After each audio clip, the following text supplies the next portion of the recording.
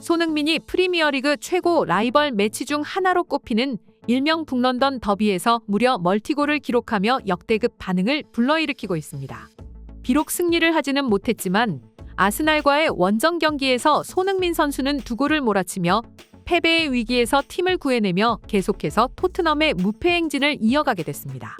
지난 24일 펼쳐진 토트넘과 아스널의 북런던 더비는 손흥민이 주장 완장을 달고 처음 맞이하는 경기였기에 더더욱 중요할 수밖에 없었습니다. 게다가 토트넘과 아스널은 마치 운명처럼 나란히 개막 연속 5경기 무패 행진을 이어가고 있던 상황이었기에 누구보다 서로에게 중요한 경기였죠.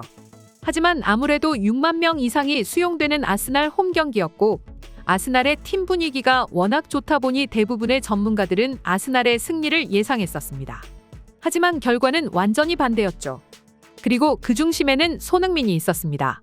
특히 2골 모두 아스날에게 지고 있는 상황에서 나온 골이라 더더욱 가치가 높았는데요. 이로써 손흥민 선수는 유럽 통산 200골이라는 대기록에 단 1골만을 남겨놓게 됐습니다. 하지만 그런 손흥민 선수를 인정하지 않는 나라가 있었는데요. 그건 바로 일본이었습니다.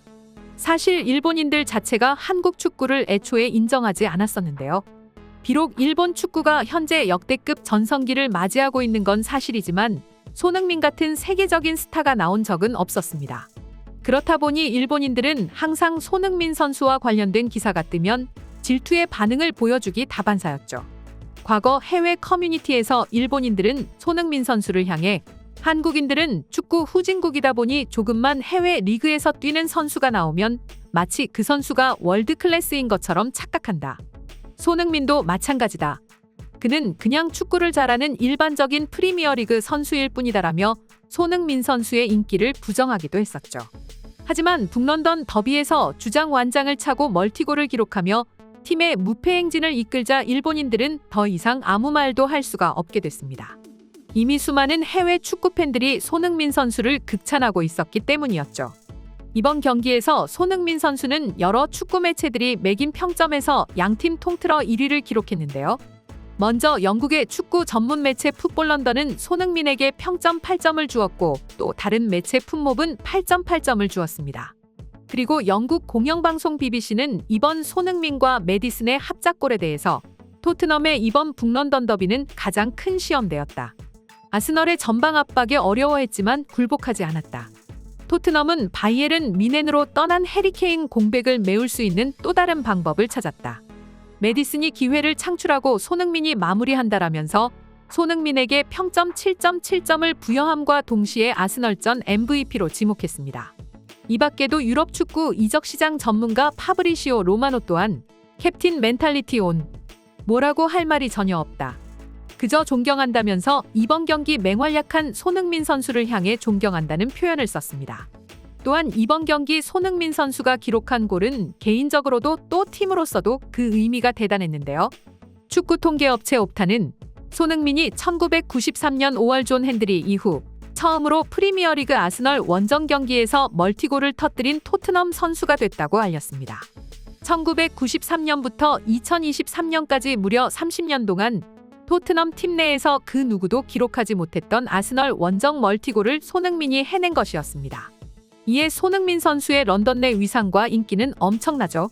실제로 손흥민 선수가 런던 시내를 돌아다니면 또 커피숍에서 커피를 마시고 있으면 수많은 사람들이 그를 알아보고 먼저 인사를 건네곤 한다고 합니다. 물론 현재는 기간이 지나 사라지긴 했지만 토트넘 스타디움에서 약 1.1km 정도 떨어진 스톤리 거리에는 한때 손흥민 선수의 벽화가 그려져 있기도 했습니다.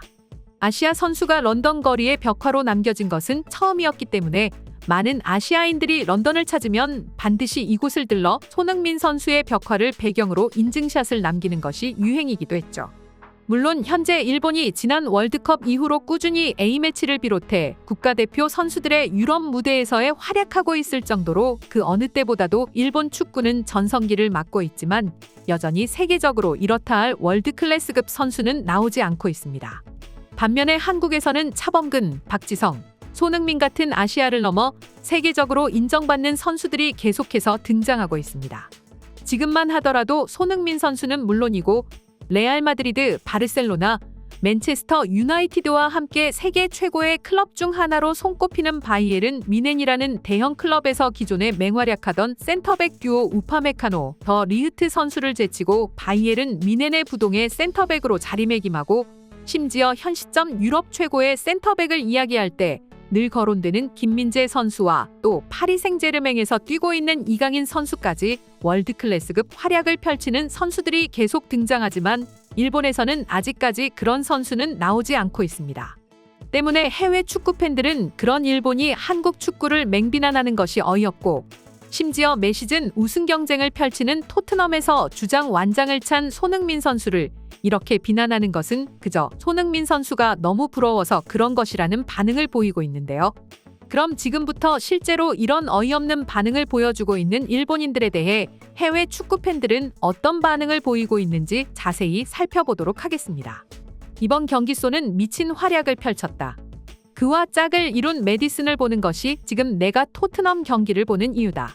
지난 시즌까지 손케 듀오가 있었다면 이제는 메디손 듀오가 내가 사랑하는 토트넘을 이끌고 있다. 확실히 손흥민은 유럽 축구에서 한 획을 그은 아시아 선수다.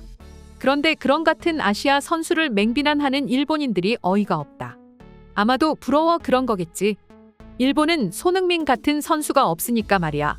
부럽다기보다는 일단 까내리고 보는 거겠지. 일본은 늘 그래왔으니까. 지금 한국 드라마 무빙이라든지 K-팝이 세계에서 인정받고 있지만 나이가 지긋한 일본인들은 그런 한국을 인정하지 않고 일본도 할 수 있다고 말하잖아. 아시아 선수가 유럽리그 그것도 현 시점 세계 최고의 리그로 평가받는 EPL에서 무려 200골이나 넣었어. 이건 말이 안 된다고. 유럽 선수들도 힘든 걸 아시아 선수가 해냈어. 아시아 선수라고 말하지 않았으면 좋겠어. 그것만으로도 차별이 될 수 있다는 걸 왜 모르는 거야? 분명히 손이 유럽 선수였다면 그런 말은 아무도 하지 않았을 거야. 제발 그런 차별을 이제 그만뒀으면 좋겠어. 우리는 손을 사랑하면 돼. 다른 나라 사람들은 안 그러는 것 같은데 유독 일본인들만 손흥민과 한국을 질투하는 것 같다는 느낌이 든다. 도대체 왜일까? 그들은 왜 손과 한국을 가만두지 않는 걸까? 일본만 그런 게 아니야. 중국도 꼭 그렇더라고. 손흥민이 손오공의 후손이라고 하는 말을 나 예전에 들었던 기억이 난다. 손이 이번 시즌에도 득점왕 경쟁을 하는 것 같아. 이번에 경쟁자는 살라가 아닌 혼란이라니. 정말 이번 시즌은 지난 시즌보다 좀 더 재밌을 것 같아. 물론 이번 시즌 맨체스터 시티가 우승에 가장 근접할 것 같지만 토트넘, 아스널, 뉴캐슬, 맨유가 앞으로 어떤 경기를 펼치면서 승점을 쌓을지 너무 기대가 된다. 아쉽지만 첼시는 유로파도 못 나갈 것 같아. 같은 런던 팀인데 아스널과 토트넘이 너무 부러워. 토트넘이 뭔가 확실하게 자리를 잡은 것 같아. 톱6에 말이야. 그리고 그게 가능했던 건 손이 중심을 잡아줬기 때문이야. 이렇게 가만 보면 손과 케인은 많이 닮은 것 같아. 축구도사 손이 있어. 손은 7번임과 동시에 9번이기도 하고 또 10번이기도 하다. 손이 없다면 메디슨이 저런 활약을 하더라도 팀은 엉망이었을 거야. 손 팀에 남아줘서 고마워. 내가 알기로 바르셀로나의 사비 감독이 손을 원했다고 들었는데 손은 토트넘에 남았어. 우리는 그에게 감사해야 해. 이상 속닥속닥이었습니다. 영상이 재밌으셨다면 구독, 좋아요, 알림 설정 한 번씩 부탁드리겠습니다. 시청해주셔서 감사합니다.